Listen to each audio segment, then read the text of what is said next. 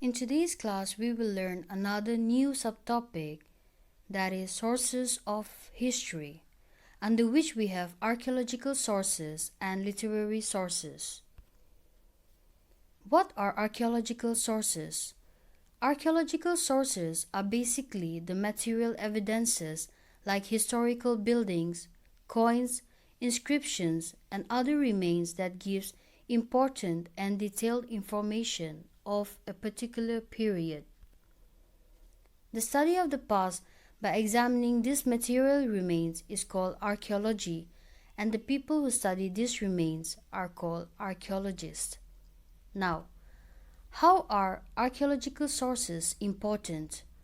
Archaeological sources are particularly useful in the study of prehistoric cultures since prehistory is concerned with periods for which there are no written records.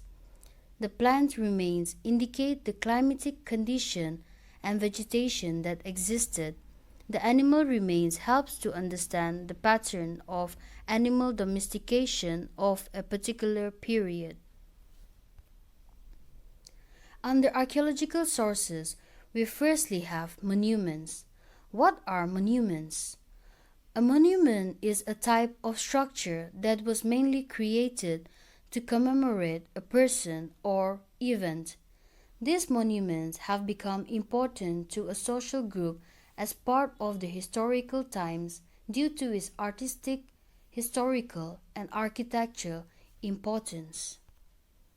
For example, the Taj Mahal was designated as a UNESCO World Heritage Site in 1983. It is regarded as the jewel of Muslim art in India and one of the universally admired masterpieces of the world's heritage.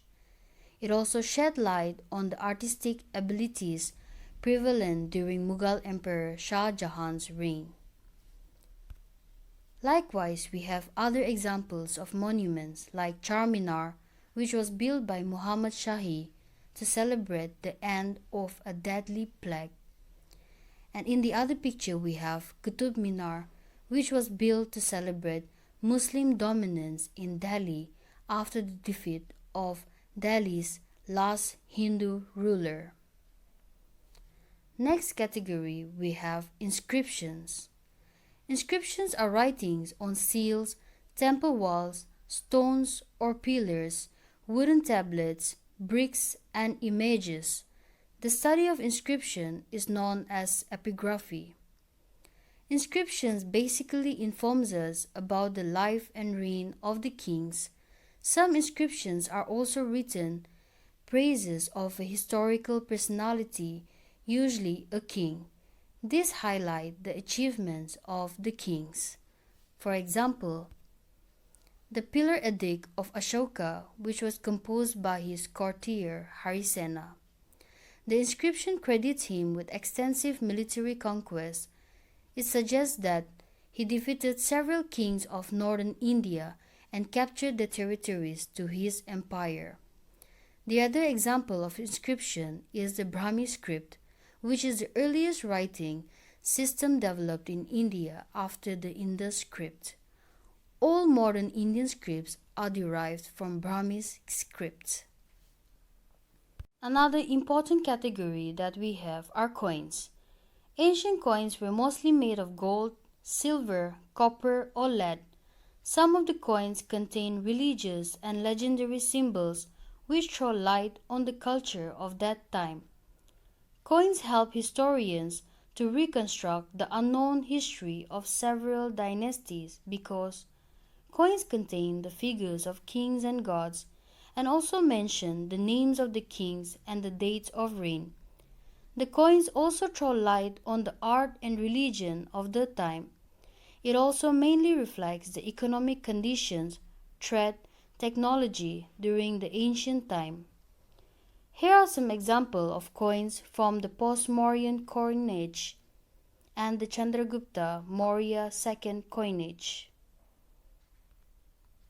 Next category we have are artifacts. Artifacts may include such items as eating utensils, tools, clothing, and coins. For example, a vast hoard of artifacts like jewelry, seals, pottery, terracotta toys, and bronze images were unearthed from the Indus Valley civilization. Artifacts shed light on the social, culture, and economic life of the people. When written records were scarce, these items helped researchers discover how people lived. Here are some examples of artifacts. Firstly, we have the ancient Indus ornaments, and the other are the stone seals inscribed with animals and Indus script.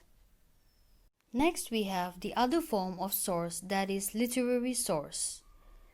Literary sources comprise all types of texts written on various materials. Our ancestors wrote on birch bark of palm leaves. The text was also written on sheep leather and wooden tablets. These sources informs us on the political, social, economic, religious, and cultural life of our ancestors.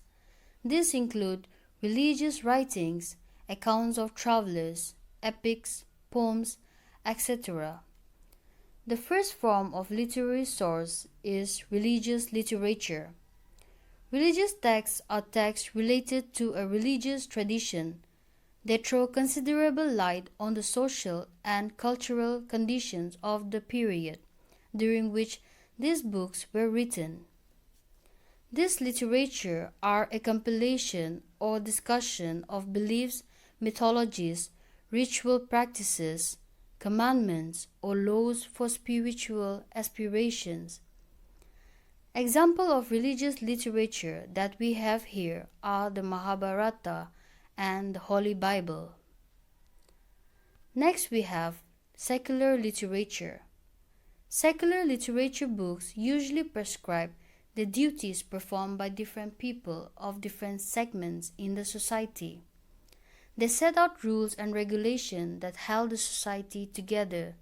They also had rule books regarding property and prescribed punishments for murder, theft, and other crimes. For example, Banbata's Harsha Charita and Raghuvamsa of Kalidasa reflect on the social conditions of the times when they were composed. Last form of literary sources are foreign accounts. Indigenous sources are those available within the country, describing various spheres like culture, religion, administration like Vedas, etc., whereas the foreign literary sources are those historical accounts written by the foreign writers during their visit. It helps us to know how people think of our country and also how people had their experiences in our country. Examples of foreign accounts. Here we have the Indica, written by Megasthenes, who was an ambassador to the court of Chandragupta Maurya. His book gives information about the Mauryan administration, social classes, and economic activities of the period.